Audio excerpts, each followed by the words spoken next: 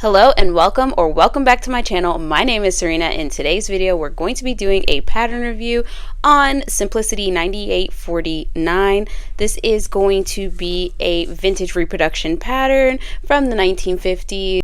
This is a vintage pattern reproduction, but it has authentic cutting layouts and instructions. And then the original pattern number is 1849, which is a bit harder to find.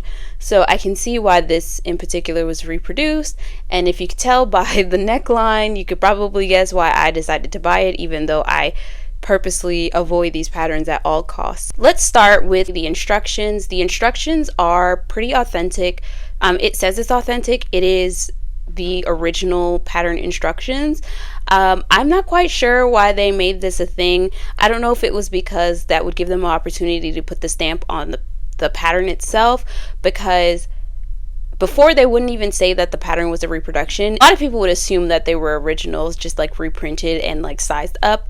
Now they say they're a reproduction, and I don't know why they added authentic to it, because in my personal opinion, if the outfit is no longer the exact same as the original, then why is it even necessary to provide the original instructions? So I cut out all of the pattern pieces like I always do, and then I move on to kind of tissue fitting. I really like to do that. I already know when working with the reproduction patterns, at least for myself, that they run quite small. They don't have a whole lot of ease, and I was more concerned about this pattern because it is not cut, but designed to be put on the same way that the true vintage was designed to, where there is a zip on the side seam, so it was going to have to pull over your head. And with the knowledge of already knowing that these run really small, at least in the smaller sizes, because I've heard people say that they run big for them, but those people always tend to be in the bigger sizes, but for me they run kind of small.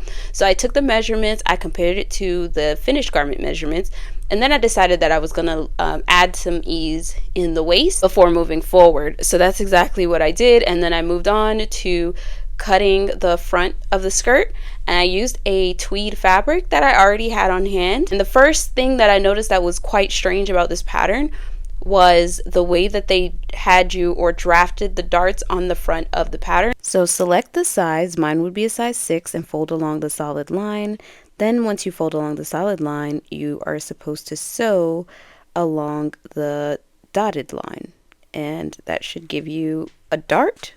I know there's going to be some differences on the pattern just because it's a multi-size pattern. So for darts, you're going to have darts for like at least 4 pattern pieces on there, and you have to choose which lines to follow. The dotted line was going to be relevant for all sizes on the pattern, which didn't make a whole lot of sense.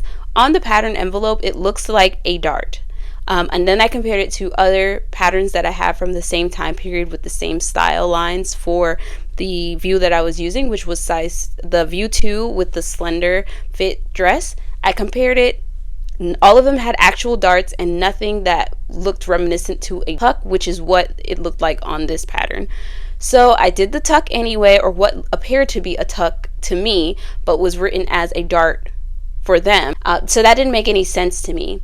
I did reach out to Stephanie to see if she could do a video comparing the original and the reproduction, so hopefully we'll get some clarity that way. But as far as I know, based on my home sewing experience, because I am not a professional, that didn't make any sense. So as you can see, it ended up with a tuck, because that's pretty much the directions that they gave me to make a tuck, and I hated it, so I basically took that out, and then I redrafted darts so that way it would lay flat and I wouldn't have those like pockets underneath.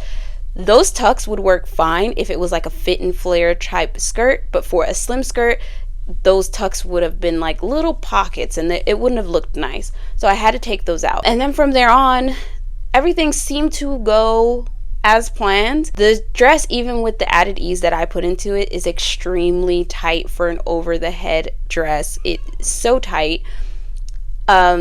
I got stuck in it at first. I had to get my husband to help me. Like my arms were above my head and my head was trapped inside. It does have 2 zippers, one on the side, one on the neck, so that way you can open up the neckline. But like if the midriff area doesn't make it past your shoulders, then you are stuck. So my advice for you is to either go up a size or 2 if you're on the lower range for this pattern. I can't attest for the larger sizes. But go up a size, or move the zipper to the back so that way you reduce the chances of being stuck in this dress. Second, for wearing this dress, I highly recommend that you wear all of the vintage garments if you intend on pulling it over your head. So in order for me to wear this dress, I had to wear a long line bra, a panty girdle, and a full slip so that way it could slide on and off easier. So again, I do like the neckline, the reason I bought it. Will I adapt it into like a bodice? Yes, I probably will, because I do think it's so cute.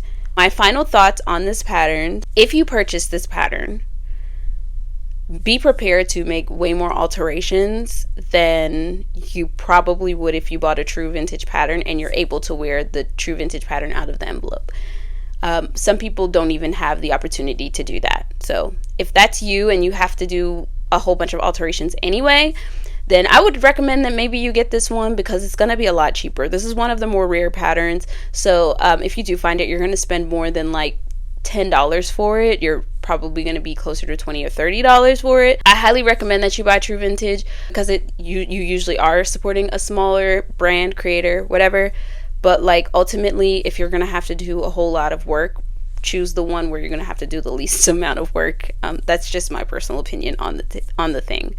There's a place for these reproduction patterns. I find them really helpful in my stash, mainly for my husband, because they do go up to his size. And so usually the tweaks that I have to do for his is like bringing in the shoulder a bit, because I think the shoulders are usually too long on those. For him, that it's less alterations to buy one of these than it would be to get the true vintage version in the largest size and then have to grade the whole thing up to fit him. There's a place for these. But again, I am always going to prefer the true vintage. I feel like it's great to have the originals in my collection. I think this is a beautiful dress, but I do think that you need to go into it prepared to do like an actual muslin. I wanted this to be a wearable muslin. It's wearable, but like, is it really? I was going to use a scrap to make a hat, but I'm just like, I don't think that I would comfortably wear this dress out. So it was a great learning piece for me. This review is to help you make a more informed decision on your purchases. Will I continue to do these? Probably not, because again, I just feel like there's less alterations if I use a true vintage pattern than it is purchasing these. I know a lot of vintage creators do not like reproduction patterns. I think there are better quality reproduction patterns besides the ones that Simplicity offers. Smaller businesses are doing a way better job at reproducing these patterns than Simplicity themselves. So if you could purchase those, they are more expensive because they're from independent, smaller creator than the $2 that you can get it for when they're on sale.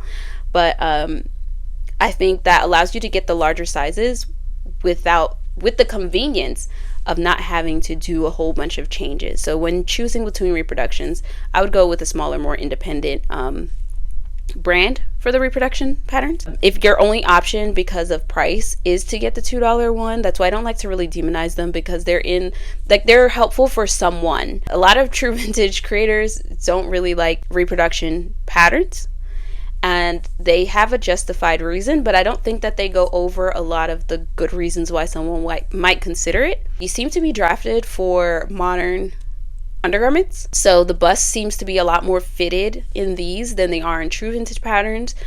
So when I wear true vintage patterns, because I do have a smaller bust, I do have to make sure that I'm wearing like a bullet bra, something that's nice and padded and is like lifted up higher, because those patterns account for it, and these I don't personally think that they do. But again, I am not a professional. I hope you find this helpful. I hope you make informed decisions. I hope you learned a lot from this video, and though it's not the same as the ones that I do before, I hope it was entertaining. So thank you guys so much for watching this video. If you would like to support my channel, go ahead and like and subscribe. Leave me a comment below about your preference, true vintage or the reproduction patterns.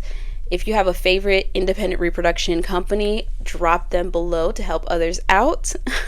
I personally like to buy all of my true vintage patterns from backroomfinds.com. Stephanie Canada, she is my friend, but also I feel like I'm her favorite customer because I cannot stay off her site. If you'd like to support this channel any further, you can leave me a virtual tip over on Ko-fi, or you can join the Patreon and become a bobbin. I will post a little thumbnail of this month's exclusive video. I am showing you how I made a teapot purse for my train trip with Drew Thank you guys so much again. Thank you to all of my patrons, and I will see you guys in the next video. Bye.